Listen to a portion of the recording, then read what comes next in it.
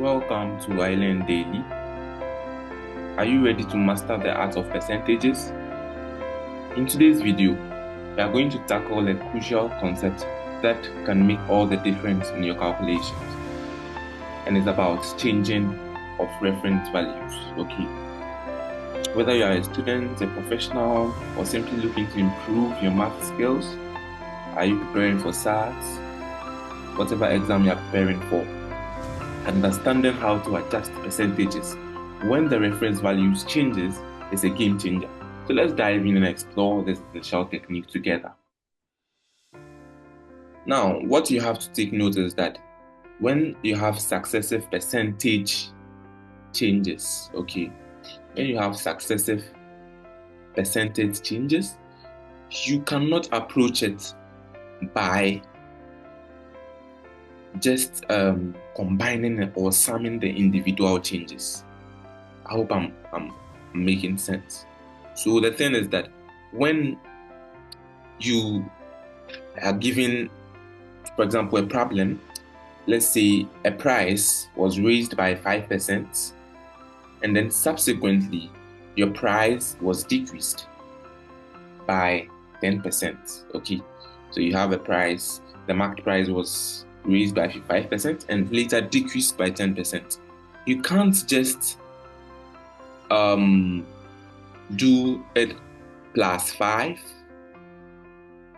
minus 10, making what minus 5, and say that the overall price decrease was 5%, and so you just apply what we did and then get it by just doing 1 minus 0.05 times the price. You don't do it like that.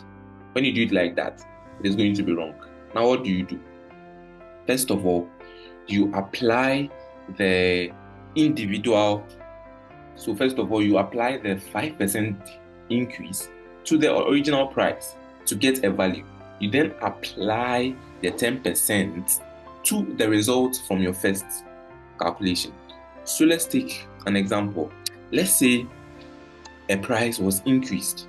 So let's just do this first and then maybe try other examples. So let's say your price was raised by 5% and then decreased by 10%. So let's say your price is X, okay? Your price is X, okay? And then first, it was increased by 5% or raised by 5%. Now, we did this in the previous video. If you've not watched the video, please check it out. What you do is you multiply X by 1 plus your 5%, which is 5 over 100, should be 0.05. So in this case, you have what?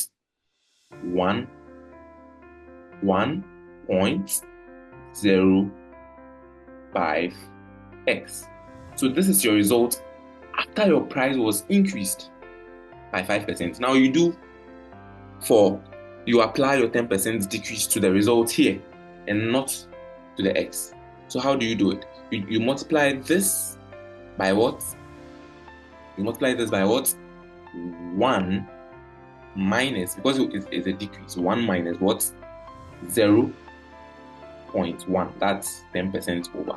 That's 10%, that's 10 over 100. You have 0.1. So in this case, that's what you have. So you have 1.05, okay? 1.05 multiplying what? 0.9 x multiplying x. So this would be your answer, and you simplify this. Very simple. And let me give you another scenario. Let's say you have a market price to be X still, and then your price was increased by 20%, okay, 20%, and then decreased by the same 20% subsequently, okay. So after that, it was decreased by 20%.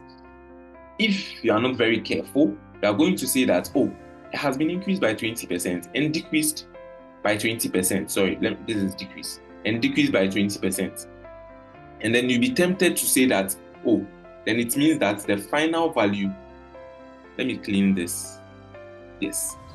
You might be tempted to, so this is decrease, okay? You might be tempted to say that since there's a 20% increase and the same 20% decrease, then the final value will be what? X. You might be tempted that the answer will be X if you are asked to find the final price. But then this is not true from what we've already said here. You can't just combine them, 20 minus 20, and say it will then be the original. You first apply this to the original, then you apply the next successive change to the results from the first what you did initially. So in this case, you know, your first calculation would be X multiplying 100 plus 20%. Sorry, 1 plus 20%, which will be 1 plus what? 0.2. Okay, 0.2. Then you multiply the result by 1 minus 0.2. Very simple. So here, what happens? 1 plus 0.2 is what? So 1.2 multiplying 0.8, that's this one, 0.8, then multiplying what? Your X. So this will be your final value. You simplify and you are good to go. So what is the takeaway message from this video? Whenever you have successive percentage changes for a particular value, you don't combine them. Whether there are 3, there are 4, there are 5, no matter the number of successive changes. You don't just sum up the changes and then apply. You do successive calculations. So first of all, you take the first change, you apply it to the original. Now you have a particular reference value. You then apply that to the next change and so on and so forth. I hope you enjoyed this video. In the next video, we'll be solving some examples on successive percentage change questions, and then to make sure that you are able to apply our knowledge very well. See you in my next video. Bye.